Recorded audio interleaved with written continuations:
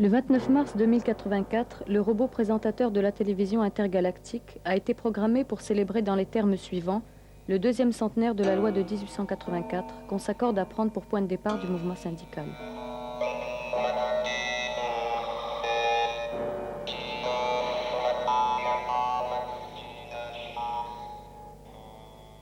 Bien perplexes ils étaient, ceux qui avaient reçu commande d'un film consacré à 100 ans de syndicalisme en France et qui avaient imaginé de sauter carrément encore un siècle. Sans doute un peu écrasés par la difficulté et peut-être la crainte de se dire où ils en étaient, ils fouillaient dans leur machine pour se demander plutôt où ils en seraient. Cette question ne pouvait prendre que la forme d'hypothèse. Après avoir jeté un certain nombre d'idées aux quatre vents, ils en avaient retenu 3, dotées chacune d'une couleur. Elles s'articulaient sur un certain nombre de mots recueillis au cours d'une petite enquête préalable. J'aime pas le folklore. Oh, moi, j'aime pas la politique. Enfin, certaines politiques. J'aime pas le bavardage insipide. Les stéréotypes, les choses rigides. La grisaille des syndicats, des manifestations. Parce que tout est un peu gris. L'hypothèse grise, c'est l'hypothèse crise. Une crise dont on ne sort pas. Le système de couverture sociale permet d'en atténuer les effets au coup par coup, mais l'imagination s'y épuise. Quand on a besoin de toute son énergie pour se maintenir à flot, il n'en reste guère pour inventer l'avenir. Bien sûr, la crise peut s'exaspérer jusqu'à l'explosion sociale ou nucléaire. Là, le raisonnement s'arrête, bien forcé. Il y aura peut-être un syndicat des scorpions, puisqu'on prétend qu'ils survivront à la bombe, mais disons que ça nous concerne moins. Non. Le plus probable, dans cette hypothèse, c'est une société peureuse qui ronronne et se donne de fausses sécurités dans l'espoir d'un équilibre toujours remis en question.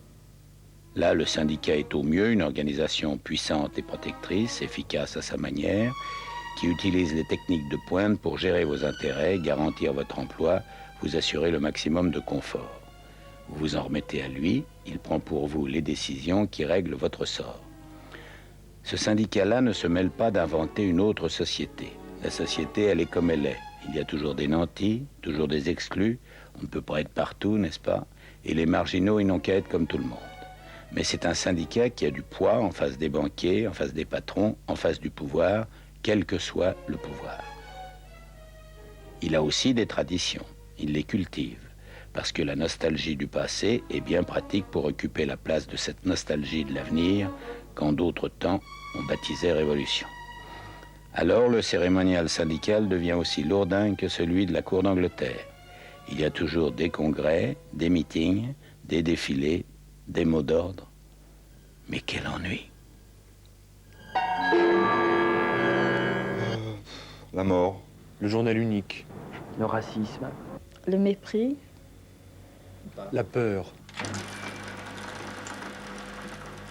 Il y a pire, Il y a toujours pire. et c'est l'hypothèse noire.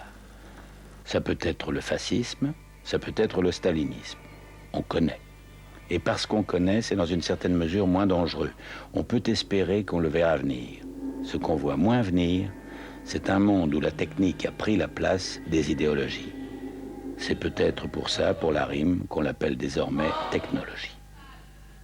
Cette technologie, l'appropriation de cette technologie, à qui doit-elle servir, qui doit en contrôler l'évolution, a été la grande question de la fin du XXe siècle, son véritable enjeu. Faute d'avoir compris à temps cet enjeu, on a laissé le gouvernement de l'avenir entre les mains d'une nouvelle espèce de dirigeants, les techno-totalitaires. Oh, ça n'a pas été sans à-coups. Le prix à payer a été lourd. On se souvient des grandes révoltes ouvrières des années 80, des années 90 et de leur répression. On en parle maintenant avec la même désolation condescendante que des canuts qui balançaient dans le Rhône les premiers métiers à tisser. Ils n'avaient pas vu venir le progrès, les malheureux, mais qui le leur avait montré. Aujourd'hui, tout baigne. Vous ne manquez plus de rien. L'effort, la fatigue excessive, la pollution, les files d'attente, l'agressivité sont des choses d'un autre âge. Vous avez à domicile plus d'images que vos yeux ne peuvent en absorber et plus d'informations que votre mémoire ne peut en retenir. À quoi bon une presse libre, une radio libre, une télé libre? Ça fera encore plus d'informations, il faudrait se mettre à choisir, à réfléchir, peut-être à s'indigner. L'indignation aussi est d'un autre âge. L'État est une machine nourricière, bien huilée, et le syndicat est simplement le mécano de cette machine, celui qui détecte les petits accros, les petites pannes, et qui ne peut même pas imaginer que la machine serve à autre chose. En fait, de syndicat, il n'a plus que le nom. Le véritable syndicalisme est mort à l'aube de l'an 2000. Quand à force de se tromper d'adversaires, catégorie contre catégorie, nationaux contre immigrés, hommes contre femmes, organisation contre organisation, les héritiers du mouvement ouvrier ont fini par perdre définitivement la confiance d'une classe où ils étaient déjà minoritaires. Les boulons qui volaient dans les ateliers de l'hiver 1984 ont porté loin, ils ont fini par fracasser l'image même de l'organisation syndicale. Les techno-totalitaires n'ont eu qu'à ramasser les morceaux. Troisième hypothèse. J'aime bien la création, la nouveauté. La réflexion, le doute. Le tir à l'arc. Le dialogue, la réflexion. J'aime l'amour. L'humour aussi. Les grands espaces. Le rock. J'aime qu'on me respecte, j'aime apprendre et apprendre aux autres. Le cinéma. D'être très enthousiaste, même s'il n'y a pas de quoi.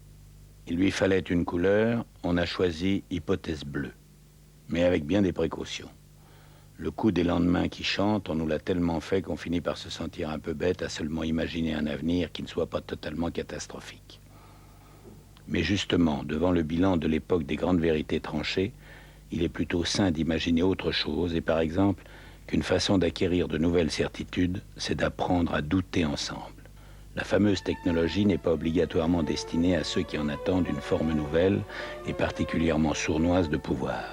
Elle commence sous nos yeux à se révéler comme un fabuleux instrument de transformation du monde, et cette transformation englobe la lutte contre la faim, contre la maladie, contre la souffrance, la lutte contre l'ignorance et contre l'intolérance.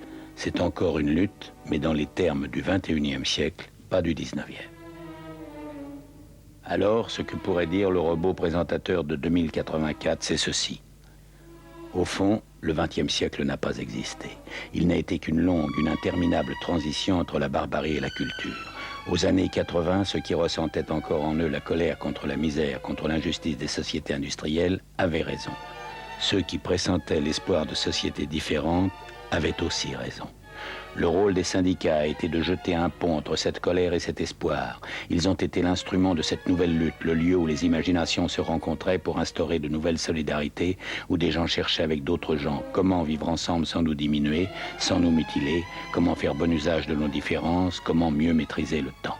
C'étaient des syndicats qui ne cherchaient pas à imposer une parole sacrée, ils mettaient des groupes en relation avec des groupes, avec des faits, avec des idées, ils travaillaient à une meilleure information, une expression plus juste de chaque projet particulier à l'intérieur d'un ensemble cohérent, et de projet en projet, les idées se mettaient à vivre.